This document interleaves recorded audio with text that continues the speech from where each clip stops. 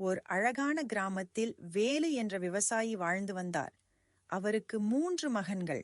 அவர்கள் மூவருமே எதற்கும் உதவாத மகா சோம்பேறிகள். தந்தை கஷ்டப்பட்டு உழைத்தாலும் இவர்கள் ஊர் சுற்றுவதிலும் தூங்குவதிலும் மட்டுமே குறியாக இருந்தனர். வேலு வயதாகி இறக்கும் தருவாயில் இருந்தார். தன் பிள்ளைகள் உழைக்காமல் சீரழிந்து விடுவார்களோ என்று பயந்த அவர் அவர்களை அழைத்து ஒரு ரகசியத்தைச் சொன்னார். பிள்ளைகளே, நம்முடைய முன்னோர்கள் தேடி வைத்த ஒரு பெரும் தங்க புதையலை நான் நம் தோட்டத்தில் ஓரிடத்தில் மண்ணுக்கு அடியில் புதைத்து வைத்திருக்கிறேன். நான் இறந்த பிறகு அதை தோண்டி எடுத்து நீங்கள் சுகமாக வாழுங்கள் என்று கூறி உயிர் துறந்தார்.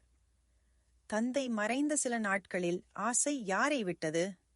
சோம்பேறிகளான அந்த 3 மகன்களும் புதையலை எடுக்க கிளம்பினார்கள்.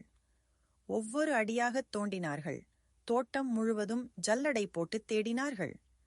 புதையல் பெட்டி கிடைக்கவில்லை என்பதால் இன்னும் ஆழமாக தோண்டினார்கள். கடைசியில் தோட்டம் முழுவதும் தலைகீழாக தோண்டப்பட்டு விட்டது. ஆனால் ஒரு நாணயம் கூட அவர்களுக்கு கிடைக்கவில்லை. அப்பா நம்மளை ஏமாற்றி விட்டாரு என்று கோபப்பட்டார்கள். அப்போது அந்த ஊர் பெரியவர் ஒருவர் அங்கு வந்தார்.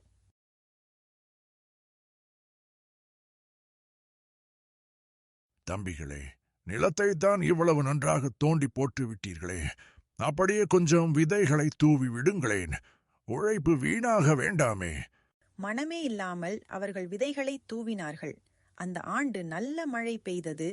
நிலம் ஏற்கனவே நன்றாக தோண்டப்பட்டு ஏர் உழுதது போல இருந்ததால் பயிர்கள் செழிப்பாக வளர்ந்தன. அறுவடை நேரத்தில் தோட்டம் முழுவதும் தங்கம் போல் மஞ்சள் நிறத்தில் கதிர்கள் ஆடின.